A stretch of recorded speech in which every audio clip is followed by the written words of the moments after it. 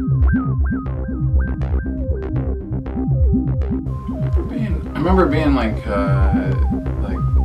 wanting to hear things that were like, there's only so much you can do in a rock band. This world of electronic music is kind of where I found that stuff, or improvised music. When you're building an instrument, you're going to be looking at what sort of sounds you can create, and that is exploring. That was where that freedom started for me. At this point, if I'm working on an instrument for myself, or if I'm altering any of the instruments that I've got, I'm looking to open up possibility to make a new sound. Sure, I mean that's why the instruments. I need an instrument. So yeah, I'm gonna make something or find something that does give me some new option.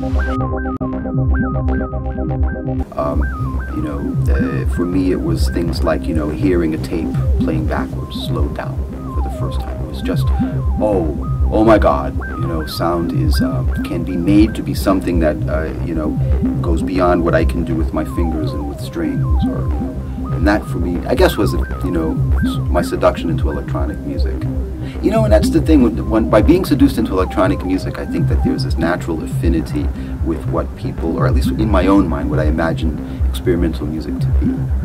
Because suddenly I could bend and twist sounds beyond, into the acousmatic space, that space where there's no plausible explanation for that. Like, what is that sound? That's a real opener. I mean, it seems as if music is a macrocosm that includes all other microcosms who are resident there. So you have all of these musical principles that are as old as Pythagoras and older still, but now you've extended them into this other way of working with sound, where you can study ever finer and finer gradations of frequency. And so the electronic world opens up the acoustic world, and it's a wonderful... sound becomes sculptural when you recognize that the responsibility of listening to music rests largely on the listener. But listening to all sounds musically means that all sounds are given permission to be music. And that, I think that might be the benefit. To get a real proper listen on this, we'd have to plug it in. I don't know that I've ever performed without amplification on this instrument. A lot of the sounds are produced by very small actions. That sound amplified, it's a whole other game. This pickup here. So you've got the standard 4 strings, and you have nail files and other metal files underneath that. Yeah. And then an entire second and third layer of, what did you call those strings? Those are sympathetic strings. Sympathetic strings.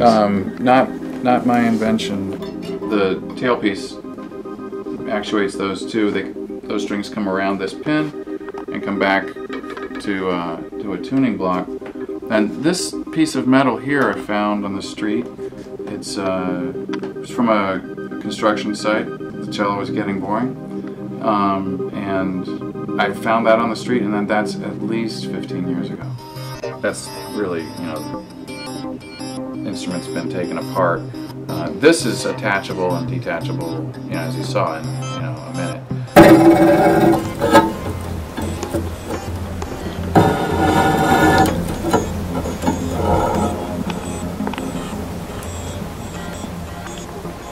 So these are not cello sounds, and I'm not actually all that interested in cello sounds. I love to hear other people play the cello, and sometimes I do actually do it myself. Sometimes that's not something that I do. It's not a part of the music that I play. It's really not that I'm a cellist. I'm not a cellist. I'm lying if I say I'm a cellist. Rather than those sort of broad cello sounds, which other people do really well, and I don't actually have the skill to do those things. And it was actually coming a little bit to the realization that I would never have the skill to do those things. It gave me the idea that I should do my own thing.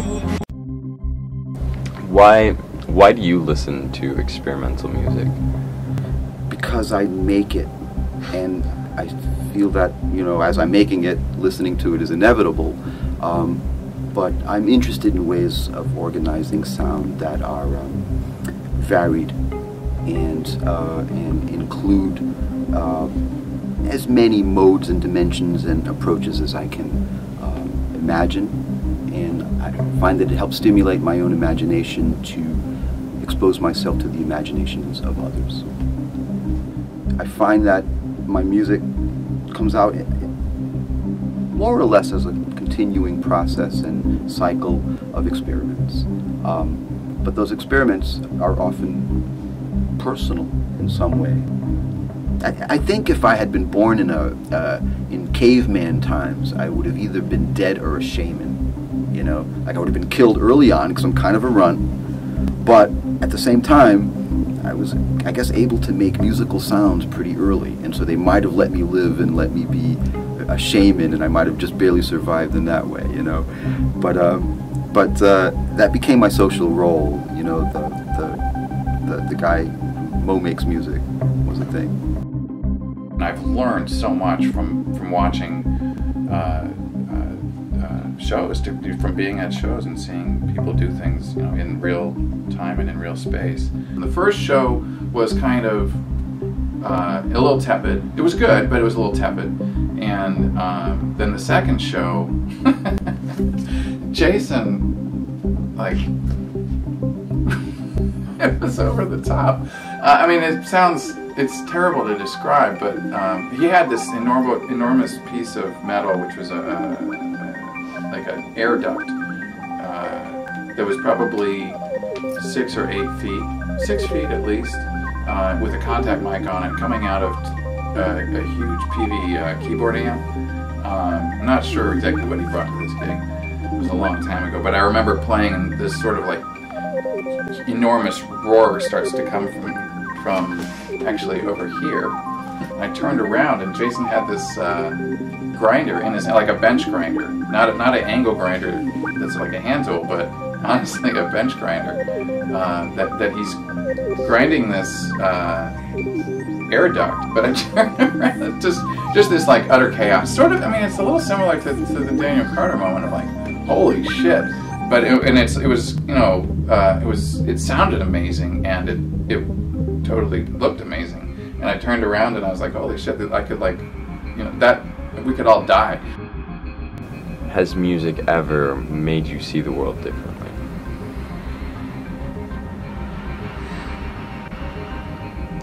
Yeah, all the time. And I trusted Jason that he wouldn't be doing things that were, like, you know, utterly dangerous. But just this moment of, like, it's a really heightened moment. I mean, I'm trying to describe, like, it's like this. You know, I'm trying to come up with an analogy, but that's impossible. You just feel really alive. You feel really alive. Yeah, and you get to react to it, and you're in this thing in real time. Music has brought me moments of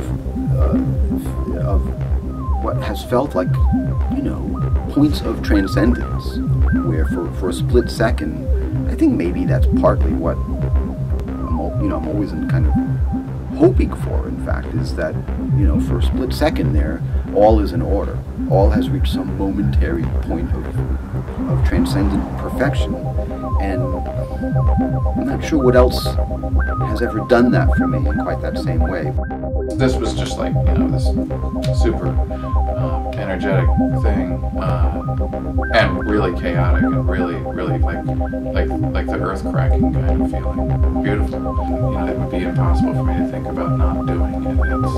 The people are great, and the experiences are great, and these kind of experiences are, you know, I mean, I know that I'll have those, and I can't say, you know, the next show that I play that I'll have that sort of like heightened event, you know, but it's usually a good time.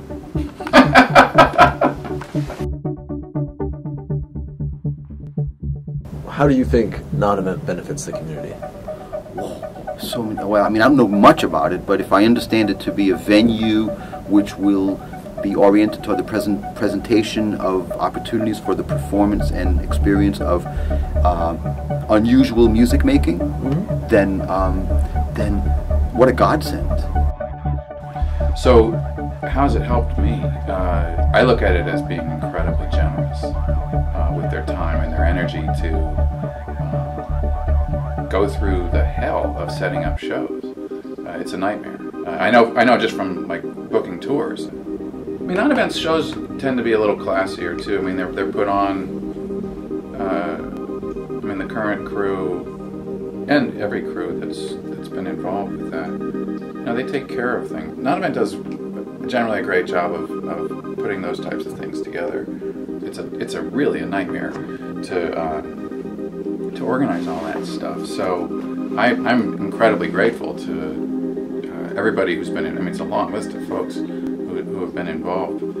I've met some great people.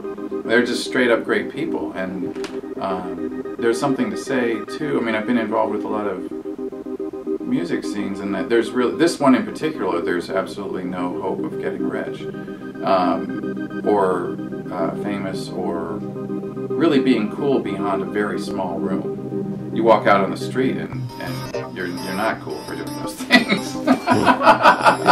You're actually doing something that's very stupid and uncool to most people. So, I mean, that attracts a very specific type of person, and that tends to be, in my experience, a very good person. Any music that is not necessarily located as part of a well-established scene or culture needs all the support it can get. So they bring people in who wouldn't be here otherwise. I mean, there's no other organization in town that would do that. I mean, some folks, I think if non-event wasn't around, some folks would probably have to set up, they try to set up their own shows. You know, it would end up being at house shows and in spaces in general that aren't as good as the spaces that non-event ends up hooking up for folks. And non-event's known as like that's the good gig to get in Boston. They used to have, I know they used to have some money, they used to have some grants, and that's died. So that's a bummer, but they managed to maintain, and I don't know how they do it. By bringing support to a music like that, and I'm not saying this because I think you want me to say it. I really mean this. You know, any music that presents new kinds of musical experiences can only benefit that community. Not only the performers, but the listeners. In fact, the more open it is in terms of its reception to music is the more positive it will be in that community, I think. As a musician, to grow, it's been really important to have good people come through town, and non-event's done a good job of getting a lot of good people into town. But yeah, I think a lot of those shows wouldn't happen, and they definitely wouldn't happen in as good venues, and they wouldn't be as organized as well. There's a certain momentum that they give, and there's a certain legitimacy that they give to the scene because it's presented well. You know, it's kind of important that things, you know, to be taken seriously, you have to have this kind of, you know, what organization are you with? You know, it sort of comes down to that. Unfortunately, I think that's you know, really a failure of our society. But that's something that you do have to take it up to that level, and something like non-event does.